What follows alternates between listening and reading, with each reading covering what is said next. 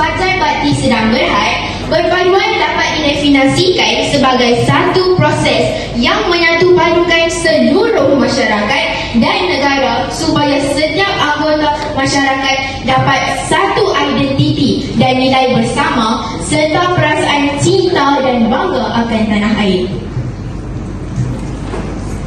Sepertinya perpaduan di sekolah.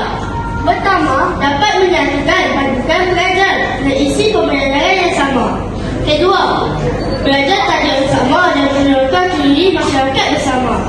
Ketiga, hukumkan hubungan elakkan masalah disiplin kalangan pelajar. Terakhir, mewujudkan semangat ciptaan dan membawa suara dan komuniti. Seterusnya ialah cara-cara memupuk perpaduan dalam kalangan pelajar di sekolah. Yang pertama ialah aktiviti kurikulum. Contohnya ialah sukan. Sukan merupakan alat perpaduan di sekolah kerana dapat mewujudkan persefahaman. Yang kedua ialah perkemahan. Perkemahan badan uniform dapat memupuk perpaduan dalam mewujudkan kerjasama antara pelajar. Kedua, mengadakan kurikulum seragam. Maka diperkenalkan Pernyataan Razak 1956 yang bertujuan menyatukan semua pelajar daripada pelbagai bangsa dengan menggunakan bahasa kebangsaan sebagai bahasa pengantar. Peraturan Rahmat Tayyib 1960 yang mengukuhkan lagi Pernyataan Razak melalui sistem persekolahan dan kurikulum sekolah yang sama. Matlamatnya sama, iaitu memupuk perpaduan agar terjadi 13 Mei 1969, tidak berulang lagi. Hal ini penting dan golongan ini yang akan menjadi penentu hala 7 negara. Yang ketiga ialah penghayatan dan rasa bangga menjadi warga negara Malaysia. Perasaan ini dapat dipupuk ketika guru mengajar mata pelajaran sejarah atau melalui aktiviti kuis kenegaraan atau larian jalur gemilang.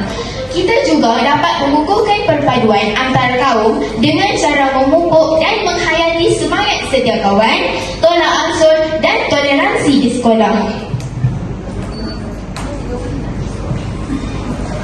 Cabaran dan halangan dalam mewujudkan perpaduan antara kaum. Yang pertama ialah kewujudan sistem pendidikan berbeza. Cabaran mengekalkan perpaduan di antara pelajar berlaku akibat daripada wujudnya sistem pendidikan yang telah berdibezakan mengikut bangsa.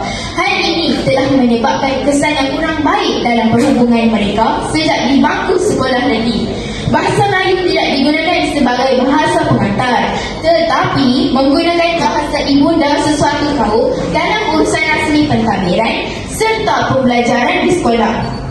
Yang kedua ialah laman sosial dan media massa.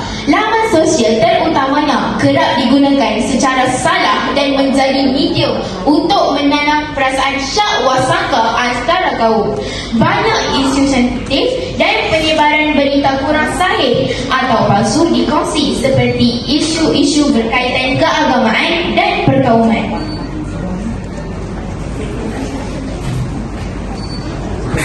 Seterusnya adalah halangan dari perbezaan agama, budaya dan adat asal masyarakat Malaysia. Maka timbullah perbezaan pendapat di antara mereka yang mungkin akan membawa kepada perbalahan antara kaum. Halangan seterusnya adalah perbezaan status ekonomi masyarakat Malaysia berdasarkan kaum. Orang Cina tinggal di kawasan bandar, orang Melayu tinggal di kawasan desa atau pinggir bandar dan orang India tinggal di kawasan ladang. Ini akan menghalang proses perpaduan kerana status ekonomi dan tempat tinggal mereka adalah berbeza. Yang terakhir sekali ialah tidak mempunyai kesedaran betapa pentingnya perpaduan dan integrasi nasional. Kebanyakan anak-anak muda pada masa kini tidak mempunyai kesedaran tentang betapa pentingnya perpaduan dan integrasi nasional. Perkara-perkara yang perlu dihindari untuk menekankan perpaduan. Tidak bergaduh dengan orang lain yang mereka tahu. Tidak menyentuh sensitiviti kaum yang lain atau kaum yang sama.